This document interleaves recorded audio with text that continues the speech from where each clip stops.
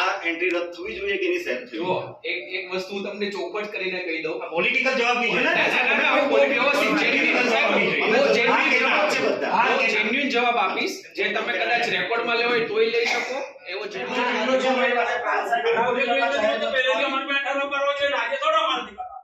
આજે તમારા છે સર્કલ સાહેબ એજન્સી આતે અમારી જે સત્તા અમે સર્કલ તરીકે અમારો ઠરાવ તમે જોઈ લો તો એટલે અમારે અમને તમારે જાણ કરવી જોઈએ. પહેલી વસ્તુ જાહેર આવી નહીં શકે.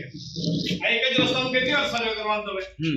7 માં એન્ટ્રી પાડી એટલે નંબર 6 માં એન્ટ્રી પાડી દીધી. જમીન સંપાદનની એન્ટ્રી પાડી દીધી.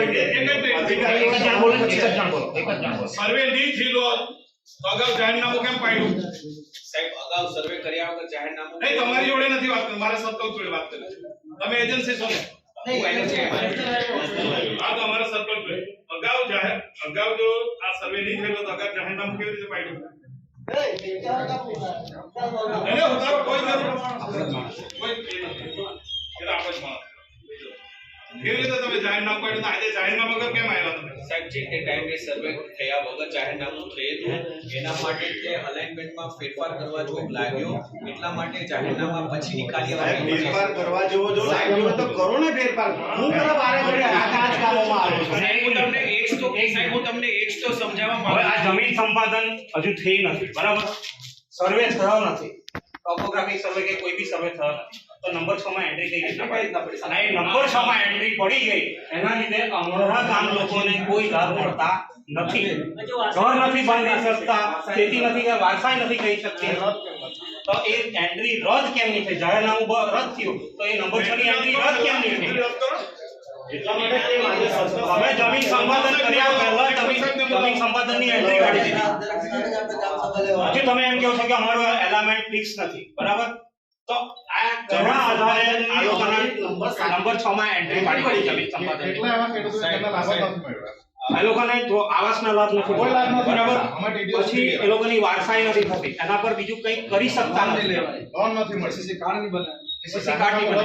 હવે તમારો જે સર્વે થયો જ નથી તો જમીન સંપાદનની એન્ટ્રી કઈ રીતના પાડી નંબર 6 માં? શું ગ્રામ સભાએ સંમતિ આપી છે તમને? દરેક ગ્રામ સભાએ ગ્રામ સભાએ એના વિરોધમાં ઠરાવ કરેલો છે.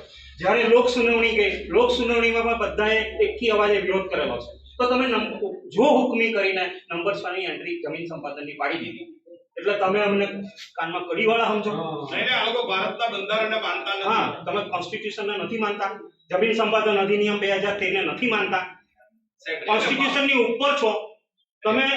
એનએચઆઈ નેશનલ હાઈવે ઓથોરિટી કોન્સ્ટિટ્યુશનની ઉપર જઈને નંબર 6 માં એન્ટ્રી પાડી શકે? કોન્સ્ટિટ્યુશનની ઉપર તો કોઈ પણ નહીં. હા, તો પછી કઈ રીતના તમે એન્ટ્રી પાડી? રાષ્ટ્રપતિ પણ કોન્સ્ટિટ્યુશન. હા, તો તમે નંબર 6 માં એન્ટ્રી કઈ રીતના પાડી? તમે 2013 જમીન સંપાદન અધિનિયમનો ભંગ કર્યો, એની અમે નોટિસ આપેલી, એની અંતે કોઈ કાયદાકીય કાર્યવાહી નથી કરી. પેસા એક્ટનું ઉલ્લંઘન કરીને તમે આ વસ્તુ કરેલી છે, એનો બી તમે અમે તમને કીધું, એના માટે બી તમે કોઈ કાર્યવાહી નથી કરી. તો અમે તમારા પર ભરોસો કઈ રીતના મૂકીએ? કોઈ પણ જાતના એલાઇનમેન્ટ વગર તમે નંબર 6 ની એન્ટ્રી પાડી દીધી, અમારા ખેડૂતોને જે લાભોથી વંચિત કરી દીધા, તો અમે તમારા પર કઈ રીતના ટ્રસ્ટ કરી શકીએ? એક તો તમે કોન્સ્ટિટ્યુશનનું ઘોર અપમાન કરેલું છે, બરાબર? ના, પણ એનો અમને જવાબ આપો. જવાબ જ આપો. એન્ટ્રી કઈ રીતના પાડી? પ્રાથમિક જાહેરનામું જે લેપ્સ થઈ ગયું છે એ પ્રાથમિક જાહેરનામામાં જે બી સર્વે નંબરમાં જે બી સંપાદન બતાવેલું હતું એના પ્રમાણે એન્ટ્રી પડી ગઈ છે આપ તમારા રેવન્યુ રેકોર્ડમાં. એ લાસ્ટ ટાઈમ જ્યારે અમે લોકો સાઇટ ઉપર આવેલા ત્યારે પણ આપ લોકોના પહેલાથી તે અમને ખબર પડેલી કે આ એક પ્રોબ્લેમ છે જે આપણે વહેલી તકે સોલ્વ કરવો પડે. અમે કલેક્ટર સાહેબને આ બાબતે એનએચઆઈ તરફથી અમે રજૂઆત કરેલી છે કે સાહેબ આપનો જે રેવન્યુ લેખિતમાં રજૂઆત કરેલી સાહેબ તમે? સાહેબ અમે મીટિંગમાં જ્યારે બી જઈએ છીએ ત્યારે અમે સાહેબ સાહેબનો અત્યારે બોલાવો. બોલાવો એને અત્યારે. સાહેબ આવે નહીં ત્યાં સુધી આ લોકોની જવાબ નથી દેવાની. પ્રાંત સાહેબને બોલાવો. તમે જો સાહેબ એમને સૂચના આપી હોય પ્રાંત સાહેબને, તો એમણે રદ કરવી પડે.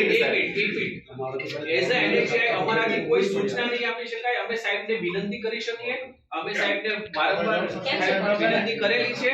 અને એનએચઆઈ જે છે એનએચઆઈ હાઈવેના કામ માટે આવેલી છે. અને જ્યારે ડિસ્ટ્રિક્ટ એડમિનિસ્ટ્રેશન છે એ લોકલ રેવન્યુ રેકોર્ડમાં શું અપડેટ કરવાનું, કેટલી જમીન જાય નહીં જાય, જે બી રેવન્યુ અપડેટ્સ છે એ કલેક્ટર સાહેબ અથવા તો ડિસ્ટ્રિક્ટ એડમિનિસ્ટ્રેશનના થ્રુ થાય. NHAI તો એ બાબતે સાહેબને રિક્વેસ્ટ જરૂર એક કરી એક શકે. સાહેબ એક જ વસ્તુ તમને વચ્ચે રોકું. જાહેરનામું તો રદ થઈ ગયું હોય સાહેબ, બરાબર થયું, સાચી વાત ને તમારી? થઈ ગયું છે. તો સાહેબ આ નંબર 6 ની એન્ટ્રી રદ થવી જોઈએ કે નહીં? તમે શું કહો સાહેબ?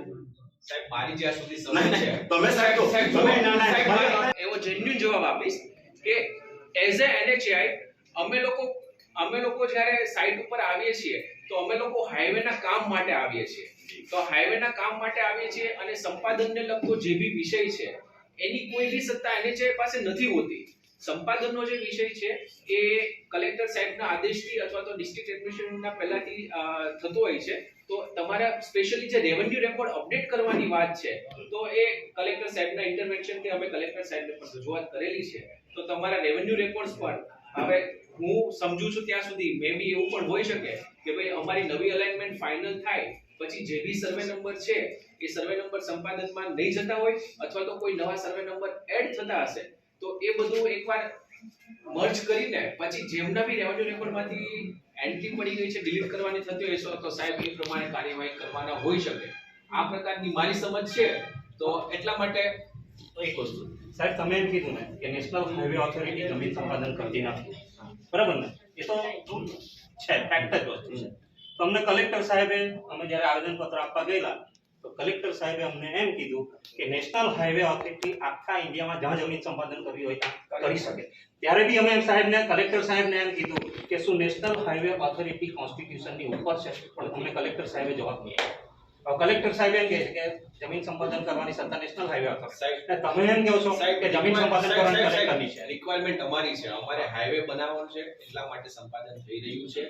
પણ જે રેવન્યુ રેકોર્ડ અપડેટ કરવાની તમે વાત કરો છો નહીં, આ વસ્તુની જમીન સંપાદનની સાહેબ, અધિકાર તમારો છે કે જમીન કલેક્ટરનો? સંપાદનની રિક્વાયરમેન્ટ NHAI ની છે, ministry off road transport and highways ની છે.